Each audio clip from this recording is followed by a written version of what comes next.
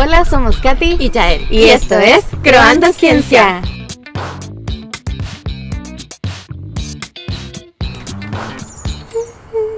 Hoy en la sección que le tenemos preparada siempre, la paleta de las ranas, tenemos a Xenopus levis. Que sí, es una rana acuática. 100% acuática, y entonces ella tiene adaptaciones para vivir en ese hábitat. Ajá, sobre todo el sistema visual. Recuerden que el sistema visual se adapta mucho a las condiciones ambientales y en estas ranas les permite ver con alta definición, parece, debajo del agua. Es por eso que nosotros hemos usado nuestras gafas de natación hoy, pero realmente los Xenopus levis no tienen los ojos donde nosotros los tenemos. Los tienen arriba en sus cabezas. Y esa ranita se las vamos a poner aquí. Y como ustedes pueden ver, Katy y yo estamos vistiendo sus colores. No es la rana más colorida del universo. Es que es como un gris verdoso, ¿verdad? Ajá, es como un gris verdoso, un gris ahí, no sé, cafezoso, verdoso, exacto, no yo sabemos. Siento que es como estas piedras de río, ¿verdad? Sí. Que uno ve y que son grises con verde ahí. Sí, tiene sentido además que sean así. Quizá les sirve para camuflarse también, ¿cierto? Sí. Esta rana es originaria de África. Sí. Pero ha sido introducida en varios lugares, ¿verdad? Sí, ha sido introducida, por ejemplo, en Francia, en Inglaterra, en Estados Unidos, en Chile. Y hay una historia con eso, una historia sasa.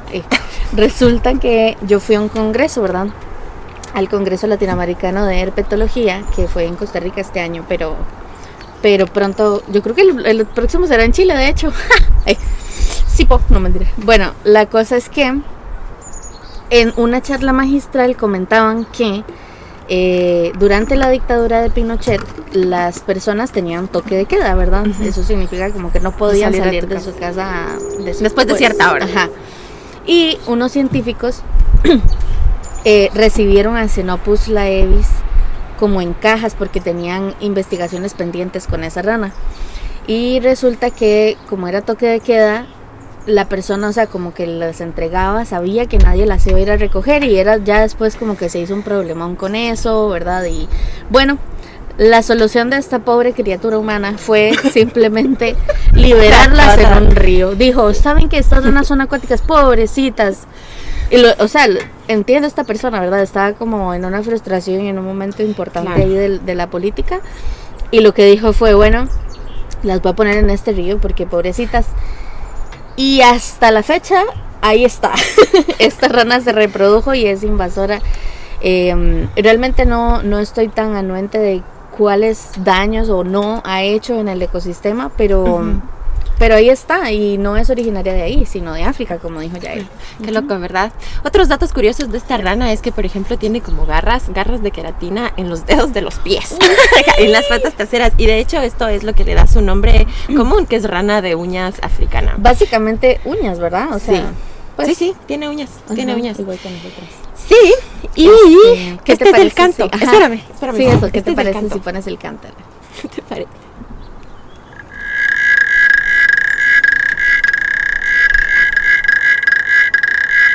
Qué cool. Me encanta porque a diferencia de los otros cantos, no sé si es que ustedes lo notan, suena un poco más metálico, ¿verdad? Ajá. Como un canto que sí, o sea, como un canto que parece que debe transmitirse por el agua, no lo sé. Claro. Le pones ya. Suficiente ya. Eso es una locura porque así, o sea, cuando yo escucho cantos de ballenas como en videos así, porque nunca lo he escuchado en persona, también suenan así como una cosa como es como cuando uno hace ¿verdad? Así. Y eso sí, seguro en el agua suena o se transmite mucho mejor el sonido. Qué bonito. Y cuando estábamos leyendo de esta rana, Yaelita no podía parar de leer. O sea, porque hay tantas cosas increíbles que Sí, teníamos una sección de datos curiosos de este tema. Exacto. Dijimos, bueno, el episodio va a ser de Xenopus levis. Algo curioso de esta ranilla es que es también una de las más ancestrales. ¿Qué significa eso? Ay, es un poco complicado, creo, de explicar, pero imagínense todo el grupo de las ranas. Estas son las ranas que aparecieron como primero, ¿viste? Ajá, y que no han tenido tantos cambios. Exacto, no han acumulado tantos cambios desde que aparecieron. Exacto. Y eso, básicamente, exacto, conservan su forma, conservan muchas cosas. Y es muy loco. Exacto, no tienen párpados, tienen membranas interdigitales. Que les ayudan para poder nadar mejor. Es realmente una rana muy loca. Y realmente todas las de esta familia, la familia se llama Pipide, todas son así, como rarillas. Sí, son todas lo que otras personas dirían feas, pero no. Realmente son muy adorables. Y con los ojos de aquí. Sí, por favor vayan de nuevo. Recomendación del día: Amphibia Web, Xenopus laevis. Y lean todo lo cool que tiene esta rana, porque realmente es muy diferente a las ranas a las que estamos acostumbrados, por así decirlo. O sea, un montón de adaptaciones muy locas, la verdad. Muy locas, muy locas. Ay, bueno, y eso fue la paleta de las ranas.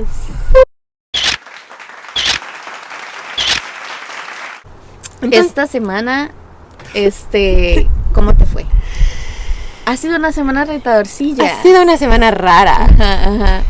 Sí, como que yo la verdad no tenía ganas de hacer mucho esta semana. Sí, hay como oleadas de cosas que pasan. Sí. Y bueno, esta semana fue una, ¿verdad? Un poco rara. Con remolinillos por ahí. Sí, rara. Pero llegamos el día que tanto esperábamos y ahora sé que ustedes también. El domingo. Sí. Para publicar nuestro segundo episodio. Exacto. Y para grabar este otro que tenemos para ustedes.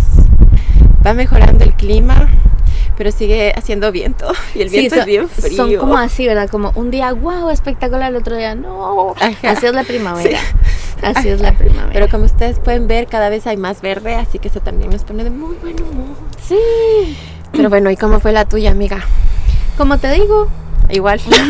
Oleadas, ¿verdad? Cosillas, pero eso es también normalizar eso, que somos seres humanos, que la ciencia sigue a pesar de que, y eso es duro, es algo de lo que nadie habla cuando uno está en un doctorado, ¿verdad? Que pues el doctorado es demandante y te va a quitar mucho tiempo de tu vida, pero a la misma vez tu vida personal continúa. Exacto. Y hay que ir, ¿verdad? Sopesando, priorizándote. Sí, pero ¿sabes qué pienso yo? Capaz que esto ni lo incluimos, pero no importa, amiga. Lo necesitamos, creo. Yo pienso que yo no quiero que el doctorado sea lo único que yo haga este tiempo, ¿me entiendes? Total. Porque yo amo la biología, amo la investigación, amo mi doctorado, o sea, me siento tan feliz de estar aquí, poder hacerlo, pero no es lo único lo único que tengo. Eso no quiere decir que no tengamos una vida, ¿verdad? Exacto. Y me acuerdo una vez, yo amo también lo que hago, pero me acuerdo una vez en terapia, mi psicóloga, saludos a mi psicóloga, ella me dijo, ¿quién es Catherine sin biología?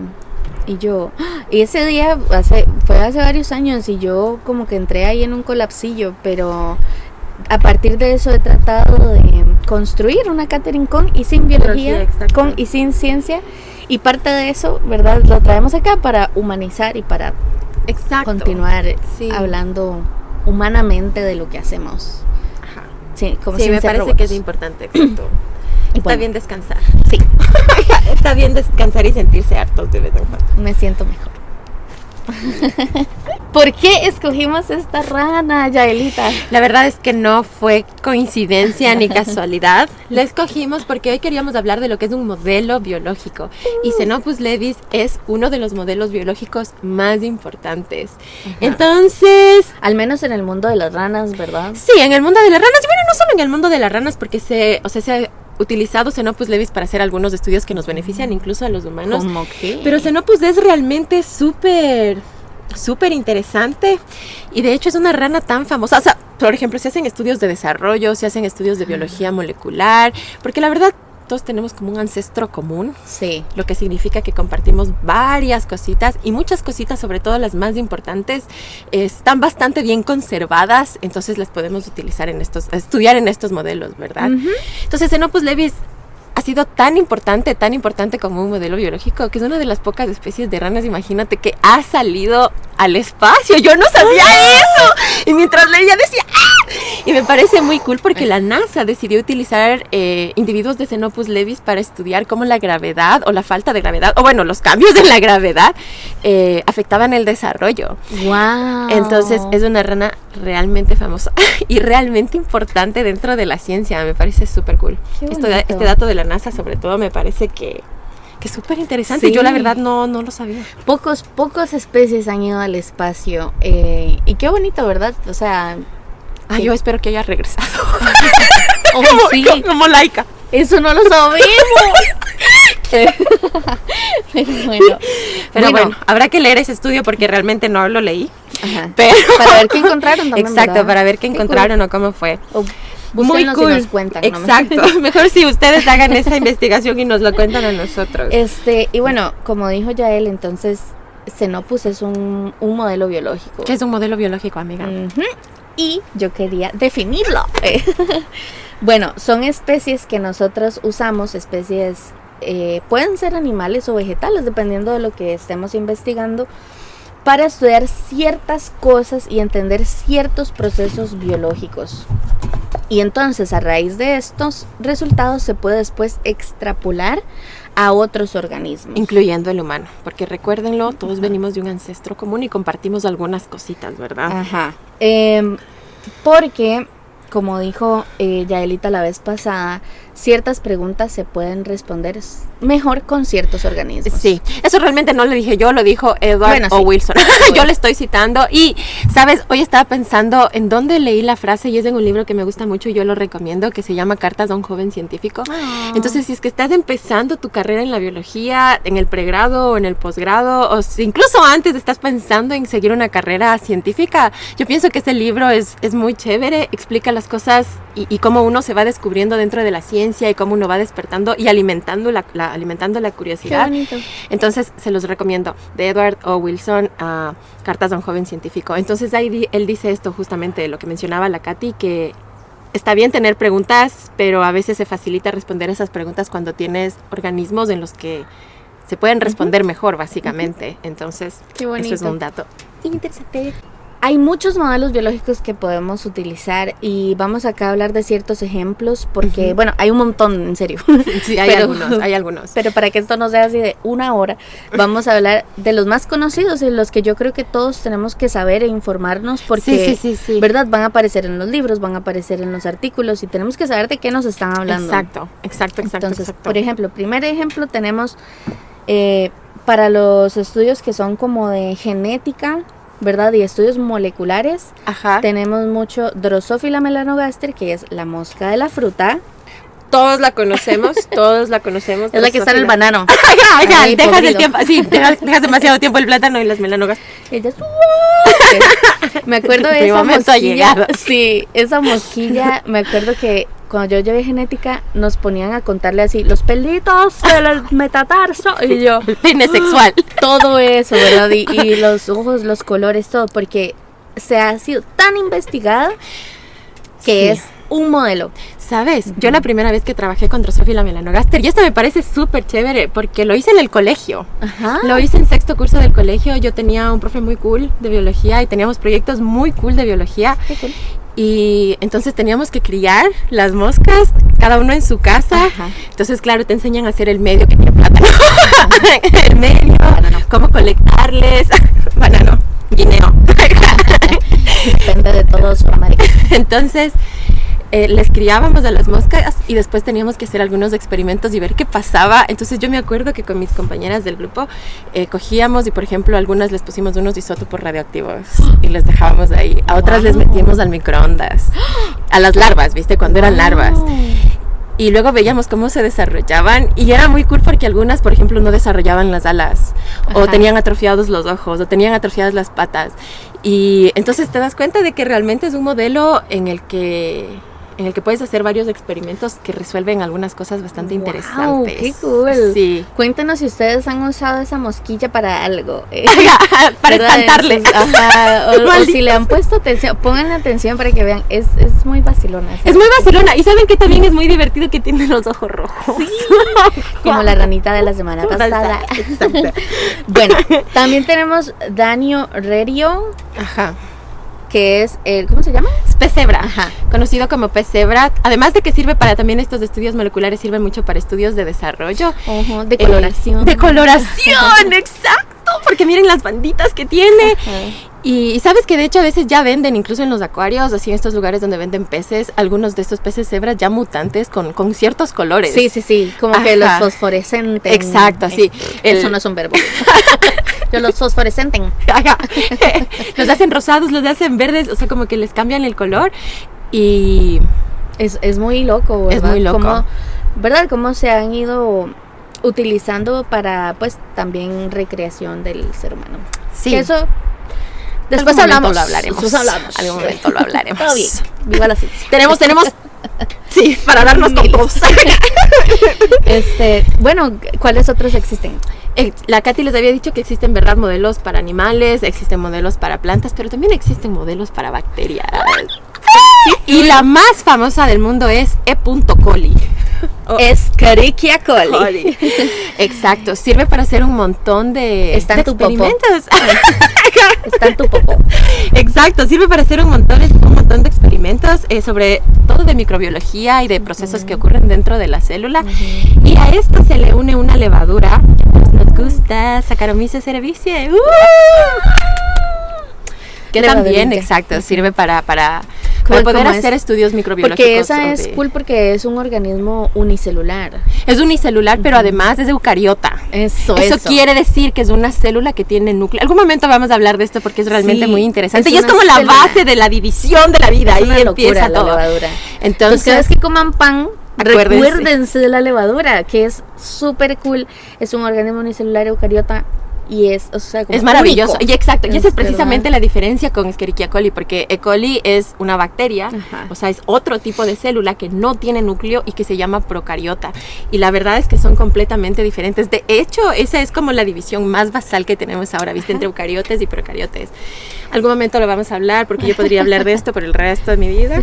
¿Y ustedes creen que olvidamos las plantas? No, personas que estudian las plantas y que aman las plantas, no se ofendan. Obviamente estamos sesgadas por los branas, pero también existen plantas modelo, como Arabidopsis thaliana.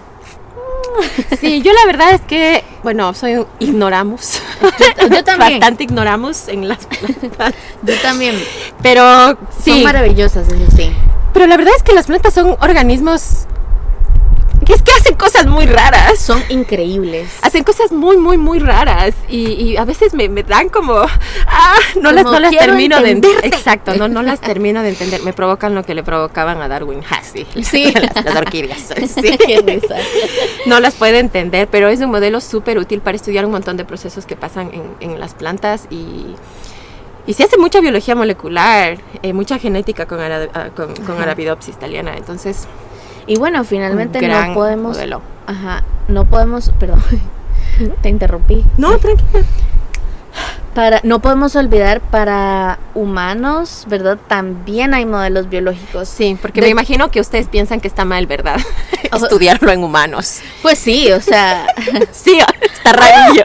Sí, es raro. No podemos poner...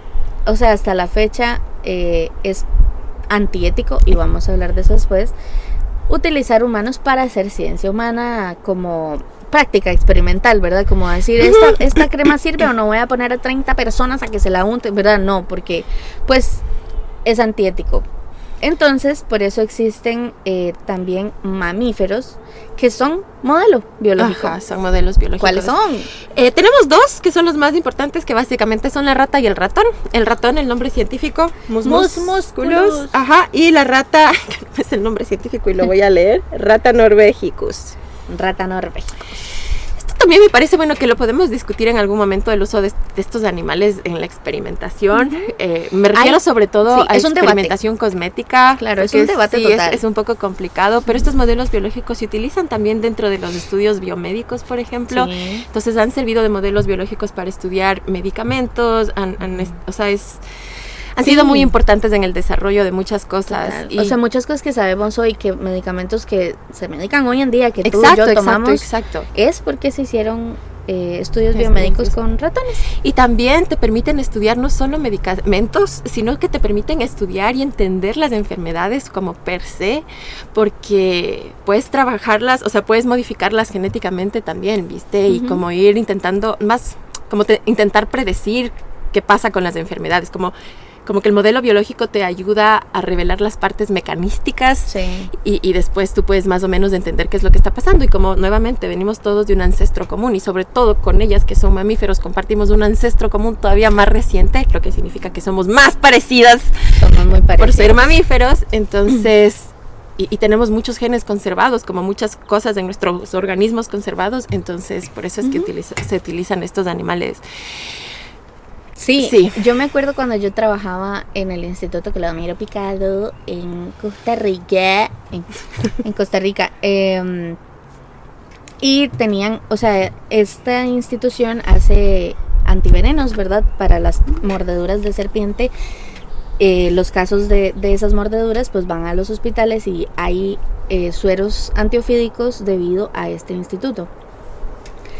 Y bueno, en ese instituto, además de la producción de esos antivenenos, también se hace investigación, ¿verdad? Con los venenos y todas las otras cosillas que se pueden hacer. Y dentro de eso tienen un laboratorio en el cual se crían los ratoncitos, porque se necesitan hacer experimentos, por ejemplo, de los efectos del veneno en tal cosa, en la piel, en este órgano, en tal otra. Y estudiar los efectos que tienen estos venenos en las células de los mamíferos, que también se extrapola entonces a los efectos que nos podría dar a nosotros. Sí, yo pienso que quizás es un tema un poco controversial y... Sí, cuéntenos qué opinan, porque es un debate. O sea, puedes estar a favor o en contra, ¿verdad? Como sí, es súper importante o no, salvemos a los ratones. Sí, no sé... Lo que yo pienso es que vamos a hablar de esto en nuestro siguiente capítulo de ética en la ciencia, porque también hay algunos lineamientos. Si no vayan por ahí pensando que a los científicos nos encanta ir cogiendo bichos, cualquier animal y... Se requiere un permiso, se requiere también... Un protocolo información, o sea, no es a lo loco. No es a lo loco y que no. Y si ven a alguien haciendo ciencia así a lo loco, pues está mal, ¿verdad? Exacto. O sea, no está bien. Bueno, nuestro mensaje último con estos ejemplos es que todos ellos son importantísimos, nos han ayudado en los avances súper buenos que tenemos hoy en la ciencia. La idea es utilizar esta ciencia para buenas intenciones. Exacto. Y para el desarrollo del conocimiento, como hablamos en el capítulo pasado, el conocimiento base, y también pues si estamos interesados en hacer ciencia aplicada para desarrollar con buenas intenciones las aplicaciones que tienen las diversas otras cosas que estamos investigando, ¿verdad? Y bueno, ¿qué tienen todos ellos en común, verdad? O sea, ¿por qué son estos individuos y no la lagartija del patio, verdad? O sea, ¿por qué son ellos? La verdad es que tienen algunas características en común. Que les hacen buenos modelos biológicos, por así decirlo, porque un buen modelo biológico no solamente es un modelo en el que puedes responder preguntas, sino que tiene que tener ciertas características como lo habíamos mencionado, ¿verdad? Usualmente todos estos modelos biológicos se utilizan ex situ, eso quiere decir fuera del ambiente donde estos organismos naturalmente viven, y los tenemos en laboratorio, ¿verdad? Tenemos estos organismos dentro del laboratorio y queremos responder las preguntas, ¿verdad? Entonces tienen que tener algunas características, por ejemplo, que se den bien en el laboratorio. Entonces esa es la primera cosa, un organismo que se pueda reproducir en condiciones establecidas dentro de un laboratorio. Que no sea tan exhaustivo el trabajo, que sea fácil de mantener, comprar las cosillas. Exacto. Que puedas tener los recursos suficientes para reproducir ese organismo dentro del laboratorio. Algo súper importante es que tenga ciclos de vida cortos. Claro, no nos vamos a traer un elefante. Exacto, no 12 meses de gestación. No, jamás. Entonces necesitas un organismo que tenga un ciclo de vida rápido, lo que significa también que se reproduce rápido. Entonces de esa manera puedes tener como réplicas o puedes tener, sí, puedes validar básicamente tu estudio porque tienes varias generaciones y muchas veces incluso puedes tener generaciones de clones. Entonces es como realmente muy cool lo que puedes hacer. Otra cosa importante es que de estos modelos biológicos se tiene bastante conocimiento de la parte genética, o sea, del genoma, por ejemplo. Entonces tenemos, de algunos ya tenemos el genoma. Entonces tenemos identificados genes que hacen ciertas cosas específicas, lo que también es importante al momento de hacer estos estudios dentro del laboratorio. También recordemos del episodio pasado que generar metodologías y resultados y cosas repetibles es muy importante. Exacto. Y tener modelos biológicos nos ayuda a tener resultados reproducibles. Donde yo diga, en serio, eso lo hiciste con el ratón, bueno, voy a hacerlo también, voy a intentarlo, qué sé yo, añadiendo esto, añadiendo lo otro. Y no se descontrolan tantas variables que nos pueden como ocasionar un menjunje, un arroz con mango ahí.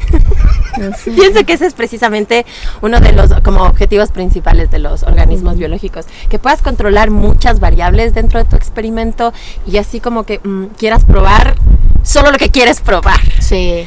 Pero claro, esto nos limita, ¿verdad? Sí. Como limita algunos tipos de investigación. Entonces, precisamente porque los estás criando, por así decirlo, fuera de sus condiciones naturales, entonces hay estudios que no son tan factibles. Por ejemplo, si tú quieres entender la ecología del ratón, ya ahí sí que no, porque los hemos manipulado tanto en el laboratorio que ya no están en un modelo. Exacto, el comportamiento deja de ser exactamente el mismo. Hay limitaciones como en todo, pero como la evolución, nosotros intentamos hacer lo mejor que podemos con lo que tenemos. Así mismo. Entonces, claro, a pesar de que existen limitaciones. Y digamos que esos estudios son como los que, ¿verdad? Están con aplicaciones o en los laboratorios. Sí, como más con una aplicación biomédica, pensaría yo, o sea, no sé. Pero también existen los otros estudios que son los que nosotras hacemos, ¿verdad? Que son evolutivos, ecológicos, de comportamiento. Que hay veces que nosotros como biólogos y biólogas debemos ir al campo y observar y trabajar con los individuos que están afuera. Exacto, y a veces cuando tenemos mucha suerte quizá reproducirlos también ex situ para intentar entenderlos dentro del laboratorio. Pero sí, eso con respecto a los modelos biológicos. Nos ayudan a entender ciertas cosas que han sido sobre todo para beneficio del humano. Creo que eso tiene que quedar claro también. Sí. Los modelos biológicos han ayudado a resolver un montón de preguntas que han tenido un impacto importantísimo en la medicina o en la vida humana. Exacto. O sea, con este capítulo lo que nosotras deseamos es que ustedes entiendan por qué eso se utiliza, ¿verdad?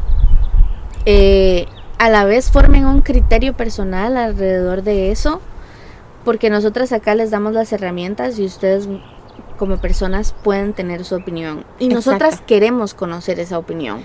La actividad de este episodio, entonces, además de eso, que nos cuenten cómo se sintieron con esta información, ¿verdad? Sí. ¿Qué modelo usarían ustedes para responder la pregunta que ustedes están pensando? Exacto. Sí. ¿Qué cosita les gustaría responder y cuál piensan ustedes que sería la mejor manera de responderla?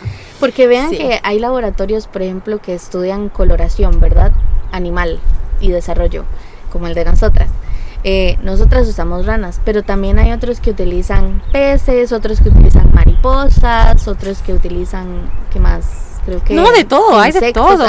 Ajá. Entonces, bueno, ¿qué es mejor, qué es peor? No lo sabemos, pero por cada uno de ellos hay un valor detrás, que es el valor de crear conocimiento nuevo con respecto al desarrollo, genética o lo que sea. ¿Sabes? Y que es importante, es un conocimiento importante.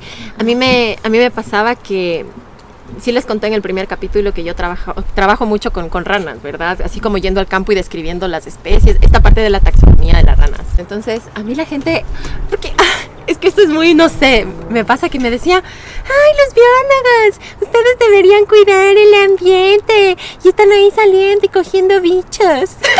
Wow. Y yo como, ¿qué? ¿Qué está pasando? Quiero que sepan que los biólogos no es que vamos por la vida destruyendo los ecosistemas y colectando organismos.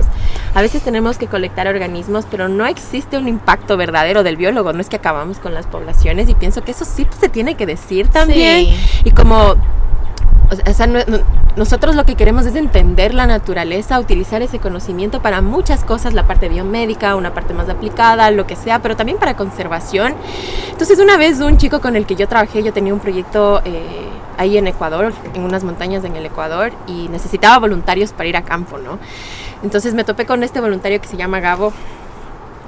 Gabo, maravilloso el Gabo. Y el Gabo me dijo algo, me dijo, o sea, como no te sientas mal, porque estas ranas, las que al final estamos colectando para estudiar, son las embajadoras de su especie. Oh. Y dije, eso es lo más real del universo. Entonces, claro, yo tengo que colectar algunas ranas para poder estudiarles y entender esas ranas y quizá después proteger esas ranas también dentro del área de la biología en la que yo trabajo. Y claro que te da dolor a veces ir a campo y tener que colectar las ranas y todo el proceso, pero es verdad que estas ranas son embajadoras de su especie. Gracias a estos individuos, ahora esta rana se nombra, se conoce y podemos hacer algo para protegerla. Y cabe destacar que cada vez se están desarrollando nuevas metodologías que velan por la salud del organismo y que velan por la salud y la protección y el no sacrificio cuando no sea necesario. Exactamente, cuando no es necesario, porque pues en las antiguas ciencias, ¿verdad? Ahí sí que con respecto a mi opinión, ¿verdad? Se sacrificaban más de lo necesario, pero ahora se pueden utilizar técnicas alternativas para colectar la misma información igual de valiosa sin tener que sacrificarlas, ¿verdad? Sí, lo que pienso es que, sí, nuevamente como la evolución, hacemos lo que podemos con lo que tenemos. Uh-huh. Y claro, antes no existían estas cosas, pero yo pienso que, o sea, que el biólogo nunca va por la vida ahí haciendo daño a la naturaleza a propósito. Adrede, no. Eso no pasa. Uno quiere entender la naturaleza y a veces hay que hacer cosas. Sí, pero creo que esto es más de nuestro siguiente capítulo. Sí, nuestro siguiente capítulo va a ser súper bueno también y controversial igual que este. Sí, vamos a hablar de ética de la ciencia y vamos a estar tocando este tema y otros también. Quédense con nosotros y también científico o no científico, porque de verdad que tienes que generar una opinión a través, o sea, alrededor al respecto, de esto. Exacto. Bueno, nosotros no vamos a decir qué opinar, pero les vamos a dar las herramientas y la información para que ustedes opinen. Exacto. Y utilicen su voz. Exacto. Y vean que somos tranquis. O sea, bueno, relajadas. Eso es acceso, ¿no? Pero sí. Y bueno, en nuestra sección de Ranagut. Hoy tenemos uno bien loquillo. Este es una rana famosa, más parece un sapo. Bueno, todos los sapos son ranas, pero no todas las ranas usan el pelo. Pero bueno, esta es una rana muy famosa de una de mis películas favoritas que yo les recomiendo ir a ver. La verdad es que sí les recomiendo ir a ver. Este es un peliculón y se llama El laberinto del fauno. Entonces vayan a ver El laberinto del fauno. Vayan a ver El laberinto del fauno y miren en qué parte sale la rana y nos cuentan. Es una gran película, la van a disfrutar. Y la parte de la rana es como un poco loca también, como sí. Entonces vayan yo vi esa peli cuando yo estaba toda chiquitilla y yo después como me dio mucho miedo, pero bueno, después la vi y no da tanto miedo. Realmente es una gran película. Y sabes, yo estaba rara. A mí me gustan mucho las pelis. Entonces y sigo así como estas páginas de cine y cositas así. Vi una entrevista que le hacían a Guillermo del Toro, que es el director de esta película. ¿En serio? Sí, y él decía, tiene sentido. Yo cuando escribí esta peli dije, esto es una porquería.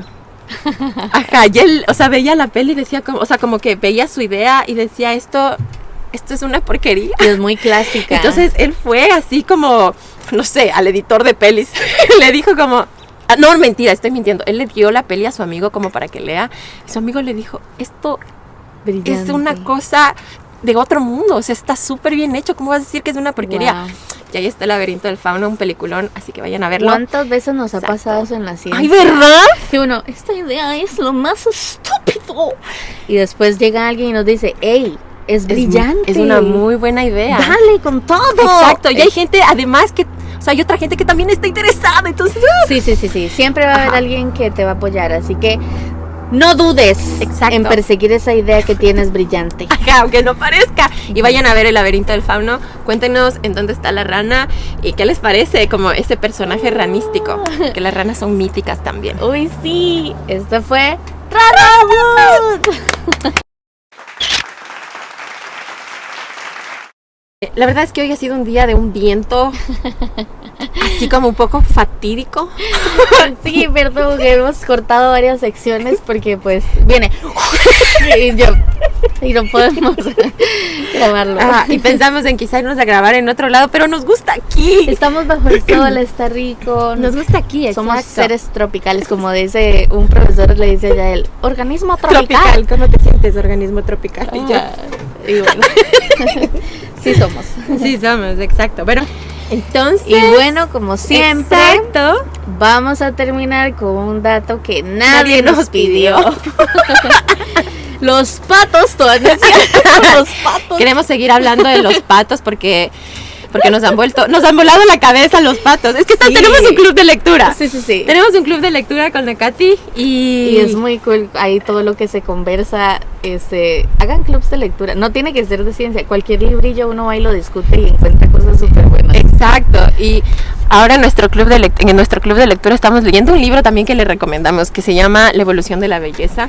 Es muy lindo. Que lo escribió Richard Prum, Es un profe de Yale. como de pájaros, ¿verdad? Ajá, porque él trabaja con pájaros y como con la coloración en pájaros, pero habla de cosas Es muy diferentes, bonita. exacto. También es un libro un poco controversial. Sí, y es para todo el mundo, no tienen que Exacto. saber nada random ahí, loco. Exacto. Pero Es bueno, fácil de seguir. los patos. ¿Volviendo? Los patos hicieron un estudio ahí, campo magnético. Y resulta que supuestamente, o sea, ustedes verán, vayan a ver un pato, yo no sé. Esto es lo que ellos encontraron, no lo digo yo. Lo dice la Lo dice la ciencia. Los patos mayoritariamente cuando están volando, aterrizan viendo hacia el oeste por su campo magnético. Entonces, si un día se pierden en una selva, no me digas.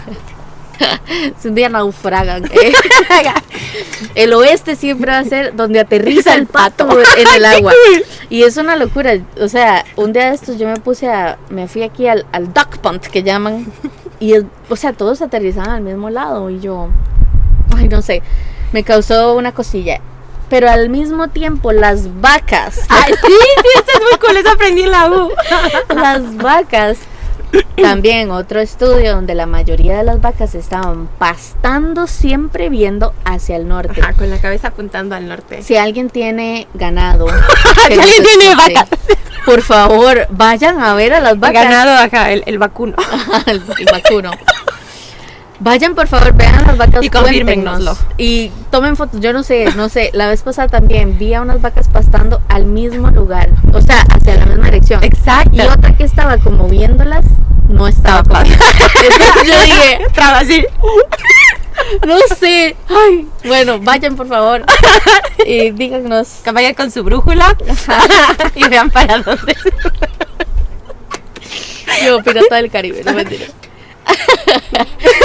Sí, vayan, bueno, ese fue nuestro dato que nadie nos pidió, pero que es súper interesante. Sí. Y qué rico es saber cosas. Sí, esos datitos. Sí. Para las fiestas.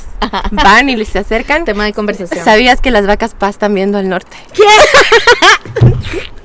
Bueno. Sí, no habrá segunda cita, pero ya saben que las vacas pastan viendo al norte. Ay, muchas gracias por escucharnos, gracias por el apoyo, gracias por siempre estar ahí. Sí. Sigan comentando, suscríbanse, compartan. Sí, y creo que quiero decir algo que es importante. La Katy y yo somos humanas. Sí. Tenemos días buenos y tenemos días malos, y semanas más buenas y semanas más malas que otras.